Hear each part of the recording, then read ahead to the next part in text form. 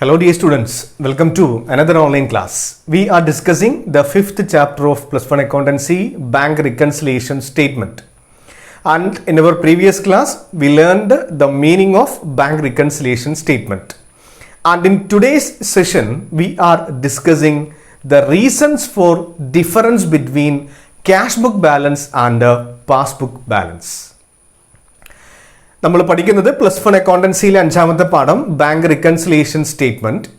കഴിഞ്ഞ ക്ലാസ്സിൽ നാം എന്താണ് ബാങ്ക് റിക്കൺസിലിയേഷൻ സ്റ്റേറ്റ്മെന്റ് എന്ന് പഠിച്ചു കഴിഞ്ഞു. ഇന്നത്തെ ക്ലാസ്സിൽ നാം ഡിസ്കസ് ചെയ്യുന്നത് അതിൻ്റെ തിയറിറ്റിക്കൽ ആസ്പെക്റ്റ് തന്നെയാണ്. എന്തൊക്കെ കാരണങ്ങൾ കൊണ്ടാണ് ഒരു കമ്പനിയുടെ ക്യാഷ് ബുക്ക് ബാലൻസും അതേപോലെ തന്നെ പാസ്ബുക്ക്, ആ കമ്പനിക്ക് ബാങ്ക് കൊടുക്കുന്ന പാസ്ബുക്ക് ബാലൻസും തമ്മിൽ ഡിഫറൻസ് വരാനുള്ള, മിസ്മാച്ച് വരാനുള്ള കാരണങ്ങളാണ് നമ്മൾ പഠിക്കുന്നത്. ക്ലാസ്സിലേക്ക് പോകുന്നതിന് മുമ്പേ ഇതുവരെയായിട്ടും HSS ടൈംസ് എന്ന വിദ്യാഭ്യാസ ചാനൽ സബ്സ്ക്രൈബ് ചെയ്തിട്ടില്ല എങ്കിൽ സബ്സ്ക്രൈബ് ചെയ്യുക. കൂടാതെ തൊട്ടടുത്തുള്ള ബെൽ ബട്ടണകത്ത് നോട്ടിഫിക്കേഷൻസ് ഓൾ എന്നുകൂടെ എനേബിൾ ചെയ്യുക. അങ്ങനെയാണെങ്കിൽ ഞാൻ പുതിയ ക്ലാസ്സുകൾ ആഡ് ചെയ്യുന്ന സമയത്ത് നിങ്ങൾക്ക് മെസ്സേജ് കൂടെ ലഭിക്കുന്നതായിരിക്കും. അപ്പോൾ കഴിഞ്ഞ ക്ലാസ്സിൽ എന്താ പഠിച്ചേ? ഒന്ന് ഓർമ്മിച്ചു പറഞ്ഞേ, എന്താ കഴിഞ്ഞ ക്ലാസ്സിൽ പഠിച്ചേ? Yes, the term bank reconciliation statement refers to a statement prepared by the depositor to reconcile the bank balance and the cash book balance, to reconcile the passbook balance with the cash book balance if there is any mismatch on a particular date. ഒരു പ്രത്യേക തീയതിയിൽ നമ്മുടെ കമ്പനിയുടെ പാസ്ബുക്കും അതുപോലെ തന്നെ cash ബുക്കും തമ്മിൽ difference ഉണ്ടെങ്കിൽ അതിനെ സാധൂകരിക്കുന്ന ഒരു സ്റ്റേറ്റ്മെന്റ് ആണ് ബാങ്ക് റിക്കൺസിലിയേഷൻ സ്റ്റേറ്റ്മെന്റ്. ഇന്ന് നമ്മൾ പഠിക്കുന്നത് causes of difference between cash book balance of A company and the passbook of A company. ഒരു കമ്പനിയുടെ ക്യാഷ് ബുക്ക് ബാലൻസും പാസ്ബുക്ക് ബാലൻസും തമ്മിൽ മിസ്മാച്ച് വരാനുള്ള കാരണങ്ങളാണ് നാം പഠിക്കുന്നത്. വളരെ വളരെ പ്രധാനപ്പെട്ട കാര്യമാണ്. കാരണം ഇത് നിങ്ങൾക്ക് മനസ്സിലായിട്ടില്ല എങ്കിൽ ഈ ചാപ്റ്റർ നിങ്ങൾക്കൊന്നും മനസ്സിലാവില്ല. ഈ ചാപ്റ്ററിന് ഒരു പ്രത്യേകതയുണ്ട്. ഈ യൂട്യൂബ് ക്ലാസ്സൊക്കെ അല്ലെങ്കിൽ വീഡിയോ ക്ലാസ്സൊക്കെ കാണുന്ന കുട്ടികൾ, നിങ്ങൾക്ക് ക്ഷമ വളരെ കുറവാണ്. നിങ്ങൾ ഫാസ്റ്റ് അടിച്ച് സിനിമ കാണുന്നത് പോലെ ഓടിച്ചോടിച്ച് കാണുന്ന കുട്ടികളുണ്ട്. അങ്ങനെ കണ്ടു കഴിഞ്ഞാൽ ഈ പാഠം പഠിക്കാൻ പറ്റില്ല. ക്ഷമയാണ്, ശ്രദ്ധയാണ് ഈ പാഠം പഠിക്കാൻ. ഏത് പാഠം പഠിക്കാനും ശ്രദ്ധയാണ് ആവശ്യം. പക്ഷേ ഇതിൻ്റെ തിയറിറ്റിക്കൽ ആസ്പെക്റ്റ് പഠിക്കണമെങ്കിൽ കൃത്യമായിട്ട് ഫാസ്റ്റ് അടിക്കാതെ ശ്രദ്ധിച്ച് കാണുക. അല്ല എങ്കിൽ ഈ ക്ലാസ് നിങ്ങൾക്ക് മനസ്സിലാവില്ല എന്ന് ഞാൻ നിങ്ങളോട് ആമുഖമായി പറയുകയാണ്. ഓക്കെ, അപ്പോൾ നമ്മൾ പഠിക്കുന്നത് എന്താണ്? ബാങ്ക് റിക്കൺസിലിയേഷൻ സ്റ്റേറ്റ്മെന്റ് ആണ്. അപ്പം എന്തുകൊണ്ടാണ് നമ്മൾ ഇത് പ്രിപ്പയർ ചെയ്യുന്നത്? ഇത് പ്രിപ്പയർ ചെയ്യാനുള്ള കാരണം, sometimes there may be difference between cash book balance and passbook balance. ഇതിന് കുറേ റീസൺസ് ഉണ്ട്, ഒരുപാട് കാരണങ്ങളുണ്ട്. ഏകദേശം 10 റീസൺസ് നമുക്ക് പഠിക്കാനുണ്ട്. 10 കാരണങ്ങൾ നമുക്ക് പഠിക്കാനുണ്ട്. ഈ റീസൺസിനെ നമുക്ക് പ്രധാനമായിട്ടും രണ്ടായിട്ട് ക്ലാസിഫൈ ചെയ്യാം. We can classify the reasons for mismatch between cash book of a company and the passbook of a company into 2. The first one is timing difference.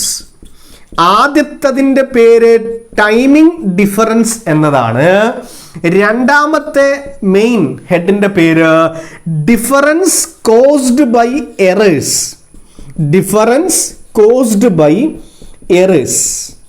Errors കൊണ്ട്, തെറ്റുകൊണ്ടുണ്ടാകുന്ന ഡിഫറൻസ്. ആദ്യത്തത് ടൈമിംഗ് ഡിഫറൻസ് ആണ്. Timing difference means some reasons due to the timing of recording transactions in cash book and passbook. നമ്മൾ cash ബുക്കിലും പാസ്ബുക്കിലും ഇത് record ചെയ്യുന്ന സമയം, അത് ഒന്നൊരു സമയത്ത് മറ്റൊന്ന് മറ്റൊരു സമയത്ത്, അങ്ങനെ ടൈമിങ്ങുമായി ബന്ധപ്പെട്ട ഡിഫറൻസ് ആണ് ടൈമിംഗ് ഡിഫറൻസ്.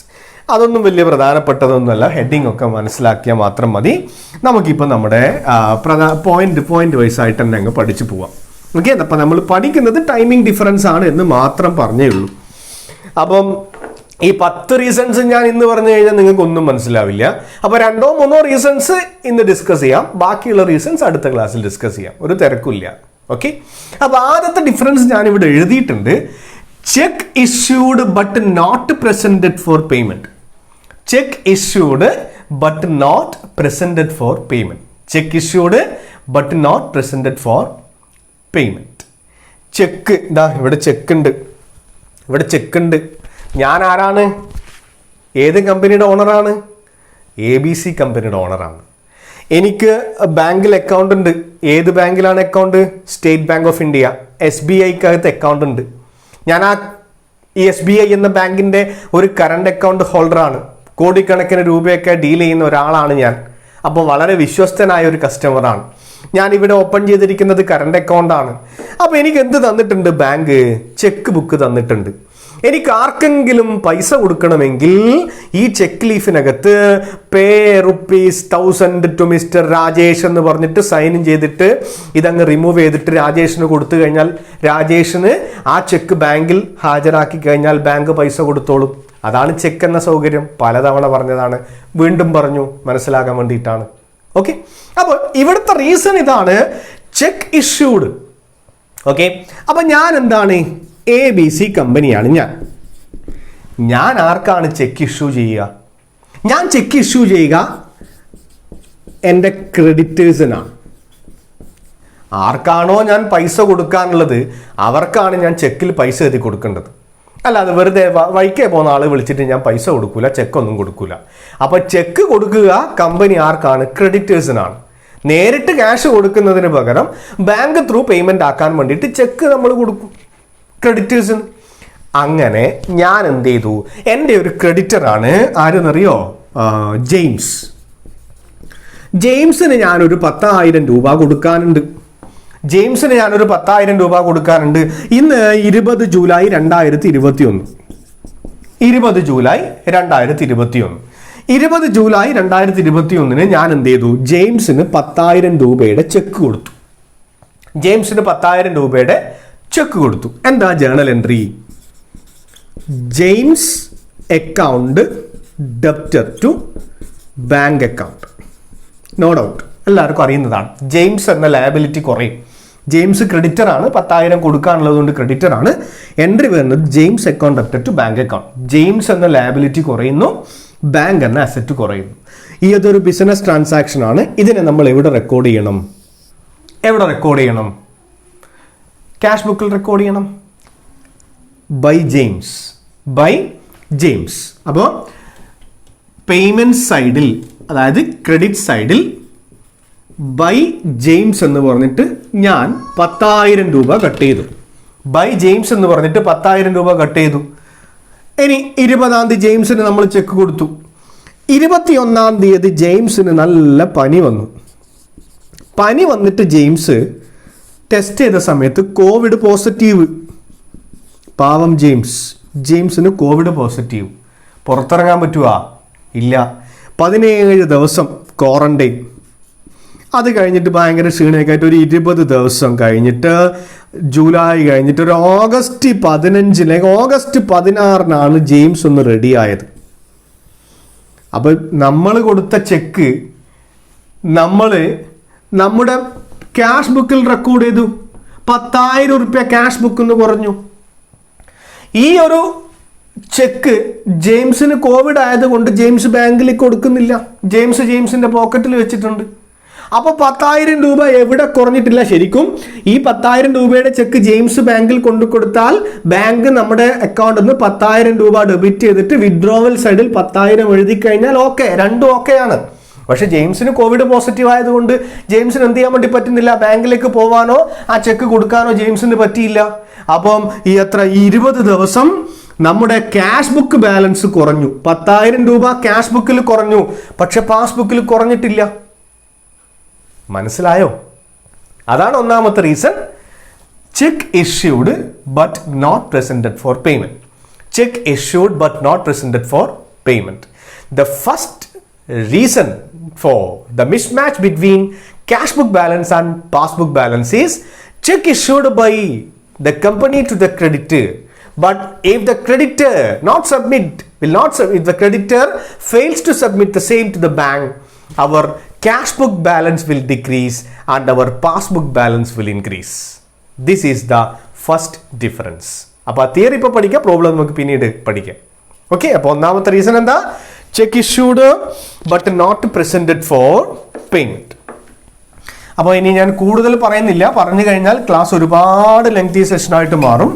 അതുകൊണ്ട് ഇതിൻ്റെ നോട്ട്സ് വായിച്ചിട്ട് തിയറി പഠിക്കുക. Okay, next second reason, cheque deposited. രണ്ടാമത്തെ റീസൺ എഴുതിയെടുത്തോ. ചെക്ക് ഡെപ്പോസിറ്റഡ്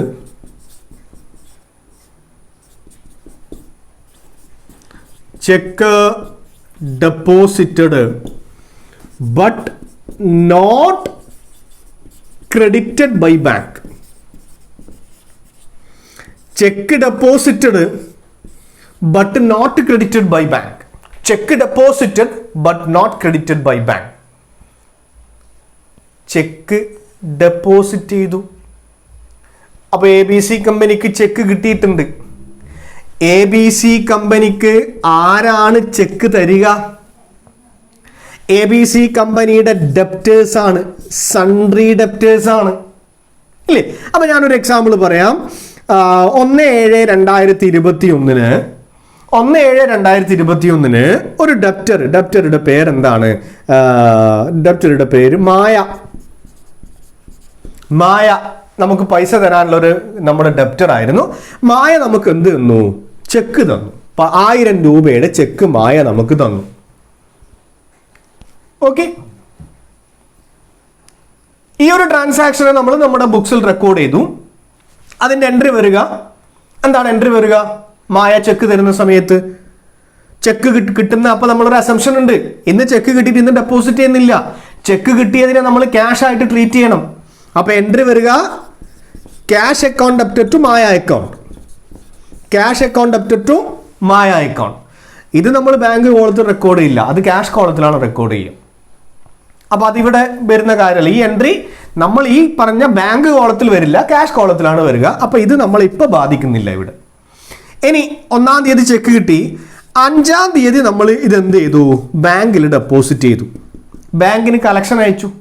അപ്പോൾ നമ്മൾ എൻട്രി എന്താ? എൻട്രി ബാങ്കിൽ ഡെപ്പോസിറ്റ് ചെയ്യുന്ന സമയത്ത് എൻട്രി വരുന്നത് bank account debtor to cash account. Bank account debtor to cash account 1000 രൂപ ബാങ്കിനകത്തേക്ക് നമ്മൾ ഈ ചെക്ക് ഡെപ്പോസിറ്റ് ചെയ്ത സമയത്തുള്ള entry bank account debtor to cash account. ഇതിനെ നമ്മൾ എവിടെ റെക്കോർഡ് ചെയ്യണം? ബാങ്ക് കോളത്ത് റെക്കോർഡ് ചെയ്യണം. കാരണം ഇത് കോൺട്രയാണ്. അത് ഇപ്പം നമ്മൾ ബാങ്ക് മാത്രം എടുക്കുന്നത് കൊണ്ട് നമ്മൾ നേരത്തെ പറഞ്ഞ പോലെ തന്നെ എന്താണ്? By bank to cash. അപ്പോൾ ബാങ്ക് കോളത്തിൻ്റെ ടു ക്യാഷ് ആണ് ഇവിടെ വരിക. റെസിപ്റ്റ് സൈഡിൽ ടു ക്യാഷ് എന്ന് പറഞ്ഞിട്ട് നമ്മൾ 1000 രൂപ നമ്മുടെ ഏതിൽ റെക്കോർഡ് ചെയ്തു? നമ്മുടെ ക്യാഷ് ബുക്കിൻ്റെ ഡെബിറ്റ് സൈഡിൽ റെക്കോർഡ് ചെയ്തു. ഇനി 5-ാം തീയതിയാണ് നമ്മൾ ഡെപ്പോസിറ്റ് ചെയ്തത്. 6-ാം തീയതി സെക്കൻഡ് സാറ്റർഡേ, 7-ാം തീയതി സൺഡേ, 8-ാം തീയതിയും 9-ാം തീയതിയും ബാങ്ക് ഹോളിഡേ. 8-ാം തീയതിയും 9-ാം തീയതിയും ബാങ്ക് ഹോളിഡേ. 10-ാം തീയതി ഗവൺമെന്റ് ലോക്ക്ഡൌൺ ഡിക്ലെയർ ചെയ്തു. ഒരാഴ്ചത്തേക്ക് ബാങ്ക് ഒന്നുമില്ല. അപ്പോൾ 10, 11, 12, 13, 14 ദിവസങ്ങളിലൊക്കെ എഗെയിൻ ബാങ്ക് ലീവ് വന്നു ലോക്ക്ഡൌൺ കൊണ്ടു. അപ്പോൾ ഈ 1000 രൂപ ഇപ്പൊ എവിടെയാണുള്ളത്? ക്യാഷ് ബുക്കിൽ 1000 രൂപ കൂടി. കാരണം നമ്മൾ എന്താണ് ഈ 5-ാം തീയതി ചെക്ക് ഡെപ്പോസിറ്റ് ചെയ്യുന്ന സമയത്ത് നമ്മൾ എൻട്രി കറക്റ്റ് പാസ്സാക്കി ആ ട്രാൻസാക്ഷനെ എവിടെ റെക്കോർഡ് ചെയ്തു? ക്യാഷ് ബുക്കിനകത്ത് റെക്കോർഡ് ചെയ്തു. പക്ഷേ ഒരു 10 ദിവസം ബാങ്ക് ലീവ് ആയതുകൊണ്ട് ഈ ചെക്ക് നമ്മുടെ പാസ്ബുക്കിനകത്തേക്ക് എൻട്രി വരുന്നില്ല. അപ്പൊ ഈ ഒരു കോണ്ടെക്സ്റ്റിൽ ക്യാഷ് ബുക്ക് 1000 രൂപ കൂടി, പാസ്ബുക്ക് 1000 രൂപ കുറഞ്ഞു. ഇതാണ് രണ്ടാമത്തെ reason. Cheque deposited but not credited by bank. നമ്മൾ ബാങ്കിൽ ചെക്ക് ഡെപ്പോസിറ്റ് ചെയ്യുന്നു, ആ ചെക്ക് ബാങ്ക് ക്രെഡിറ്റ് ചെയ്യുന്നില്ല.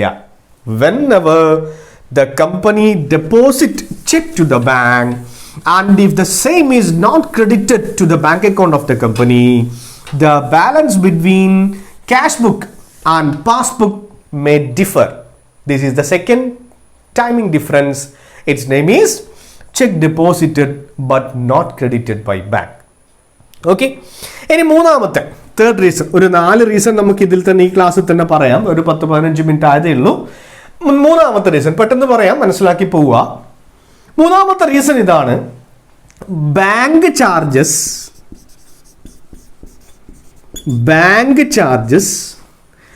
interest on overdraft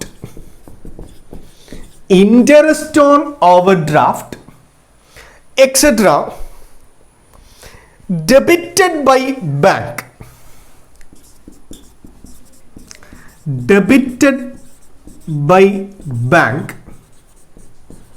but not entered in cash book. എന്താണ്? ശരിക്കും ശ്രദ്ധിക്കണേ. Bank charges, interest on overdraft, commission for collection of cheques etcetera debited by bank but not entered in cash book. അപ്പോൾ ഇത് രണ്ടും നമുക്ക് ഒഴിവാക്കാം. ഇതുമായിട്ട് കൺഫ്യൂഷൻ വരണ്ട, അത് മനസ്സിലുണ്ടായാൽ മതി. ഓക്കെ. ഇനി മൂന്നാമത്തെ റീസൺ ഏതാണ് മക്കളെ? Bank charges. ഇത് ഞാൻ നേരത്തെ പറഞ്ഞതാണ്. ബാങ്ക് എന്ത് ചെയ്തു? ATM ചാർജ് 100 രൂപ കട്ട് ചെയ്തു. 100 രൂപ കട്ട് ചെയ്തു. അപ്പം എന്താണ്? വിഡ്രോവൽ സൈഡിൽ ATM ചാർജ് എന്ന് പറഞ്ഞിട്ട് 100 രൂപ വരും. ഈ ഒരു ട്രാൻസാക്ഷനെ നമ്മൾ അറിഞ്ഞിട്ടില്ല, നമ്മൾ ക്യാഷ് ബുക്കിൽ റെക്കോർഡ് ചെയ്തിട്ടുമില്ല. ഇത് ക്യാഷ് ബുക്കിന്റെ ക്രെഡിറ്റ് സൈഡിൽ റെക്കോർഡ് ചെയ്യണം. എങ്ങനെയാണ് റെക്കോർഡ് ചെയ്യേണ്ടത്? ബൈ ATM ചാർജസ് എന്ന് പറഞ്ഞിട്ട് 100 രൂപ ഇവിടെ എൻ്റർ ചെയ്യണം. നമ്മൾ അറിയുന്നില്ല കട്ട് ചെയ്തത്. ബാങ്ക് നമ്മളോട് ചോദിക്കാതെ നമ്മുടെ അക്കൗണ്ടിൽ നിന്ന് 100 രൂപ ഡിഡക്ട് ചെയ്തു. അതാണ് ബാങ്ക് ചാർജസ്. അതുപോലെ ഇൻട്രസ്റ്റ് ഓൺ ഓവർഡ്രാഫ്റ്റ് എന്ന് പറഞ്ഞു കഴിഞ്ഞാൽ എന്താ? ബാങ്ക് കറണ്ട് അക്കൗണ്ട് ഹോൾഡേഴ്സിന് കൊടുക്കുന്ന ഒരു സൗകര്യമാണ് ഓവർഡ്രാഫ്റ്റ് എന്ന് പറഞ്ഞു കഴിഞ്ഞാൽ. ഓവർഡ്രാഫ്റ്റ് എന്ന് പറഞ്ഞു കഴിഞ്ഞാൽ the permission to withdraw more amount than the actual deposited amount. This is a short term loan. The bank will charge interest. ഒരു ബാങ്ക് നമുക്ക് തരുന്ന ഒരു ലോൺ ആണ്, നമ്മൾ അതിന് പലിശ കൊടുക്കണം. നമ്മളോട് ചോദിക്കാതെ ബാങ്ക് എന്ത് ചെയ്തു? 2000 രൂപ ഓവർഡ്രാഫ്റ്റ് ഇൻട്രസ്റ്റ് കട്ട് ചെയ്തു. അതായത് ബാങ്ക് നമ്മുടെ അക്കൗണ്ടിൽ നിന്നും ഇൻട്രസ്റ്റ് ഓൺ OD എന്ന് പറഞ്ഞിട്ട് ഒരു 2000 രൂപ കട്ട് ചെയ്തു. അങ്ങനെ 2000 രൂപ ഇൻട്രസ്റ്റ് ഓൺ ഓവർഡ്രാഫ്റ്റ് കട്ട് ചെയ്ത് കഴിഞ്ഞാൽ നമ്മുടെ പാസ്ബുക്ക് ബാലൻസ് കുറഞ്ഞു. കമ്പനിയുടെ പാസ്ബുക്കിലെ ഇപ്പൊ എത്രയാണ്? 2100 രൂപ കുറഞ്ഞു. ഈ ഒരു കാര്യം നമ്മൾ അറിഞ്ഞിട്ടില്ല, അതുകൊണ്ട് നമ്മൾ നമ്മുടെ ക്യാഷ് ബുക്കിലും റെക്കോർഡ് ചെയ്തിട്ടില്ല. ആ സമയത്ത് നമ്മുടെ ക്യാഷ് ബുക്കും പാസ്ബുക്കും മിസ്മാച്ച് ആയിരിക്കും. അതാണ് മൂന്നാമത്തെ റീസൺ.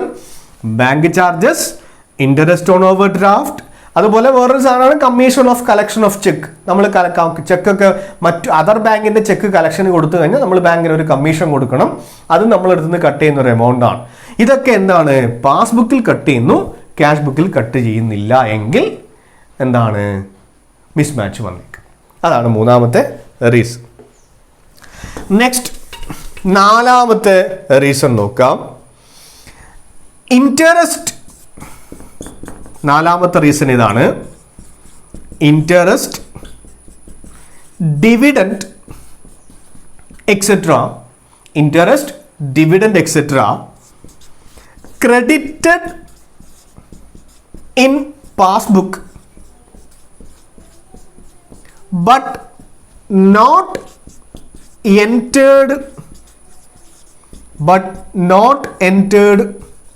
in cash book. എന്താണ്? Interest, dividend etcetera credited in passbook but not entered in cash book. ഞാൻ ബാങ്ക് അക്കൗണ്ട് ഓപ്പൺ ചെയ്തിട്ടുണ്ട്. ബാങ്കിൽ ഞാനൊരു 5 ലക്ഷം രൂപ ഡെപ്പോസിറ്റ് ചെയ്തിട്ടുണ്ട്. 5 ലക്ഷം രൂപ ഡെപ്പോസിറ്റ് ചെയ്തിട്ടുണ്ട്. ബാങ്ക് എനിക്കിതിനൊരു 500 രൂപ ഇൻട്രസ്റ്റ് തന്നു. നമുക്ക് പലിശ തരും ബാങ്ക്. അപ്പോൾ അതിന് ജേണൽ എൻട്രി ഉണ്ട്. എന്താണ്? Bank account debited to interest received account. അത് നമ്മൾ അറിയണം. ഇനി നമ്മളോട് പറയാതെ, നമ്മളെ ഇൻഫോം ചെയ്യാതെ ബാങ്ക് എന്ത് ചെയ്തു? 500 രൂപ. അപ്പൊ നേരത്തെ അങ്ങ് പോട്ടെ, നേരെ ഓപ്പോസിറ്റ് ആണ്. അവിടെ വിഡ്രോവൽ ആണെങ്കിൽ ഇവിടെ ഡെപ്പോസിറ്റ് ആണ്. അതായത് ക്രെഡിറ്റ് ചെയ്തു. ഇൻട്രസ്റ്റ് എന്ന് പറഞ്ഞിട്ട് 500 രൂപ ക്രെഡിറ്റ് ചെയ്തു.